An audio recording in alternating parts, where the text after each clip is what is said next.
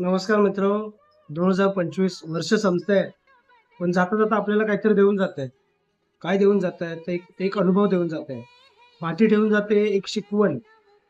बऱ्याच उतार चढाव आपल्या आयुष्यात आले, पण आपापल्या परीने जसे तसे हँडल केले आणि वर आलो.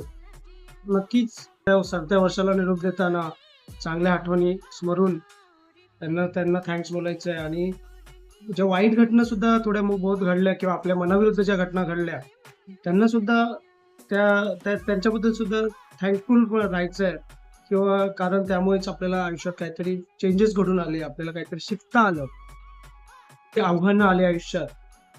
ती सुद्धा आपल्या आयुष्यातलं कुठेतरी एक ट्रॅक बदलून गेली, आपल्या आयुष्याला एक टर्निंग पॉईंट देऊन गेली. आयुष्य म्हणजे एक सायकलच आहे, त्यात चढ उतार येतच राहतं. वर्ष सुद्धा तुमच्यासाठी काहीतरी नवीन घेऊन येईल. एक नवीन उमेद आशेने तुम्ही नवीन वर्षात पदार्पण करा.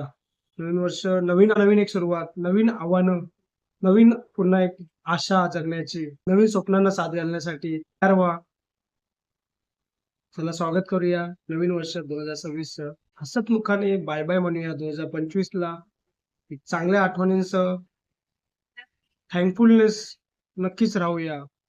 या वर्षामध्ये जे काही मिळालं, जे काही गमावलं, जी काही नवीन माणसं जोडली गेली त्याबद्दल सर्वांचं चांगलं हो, ह्याच एक पॉझिटिव्ह नोटवर नवीन वर्षात पदार्पण करूया.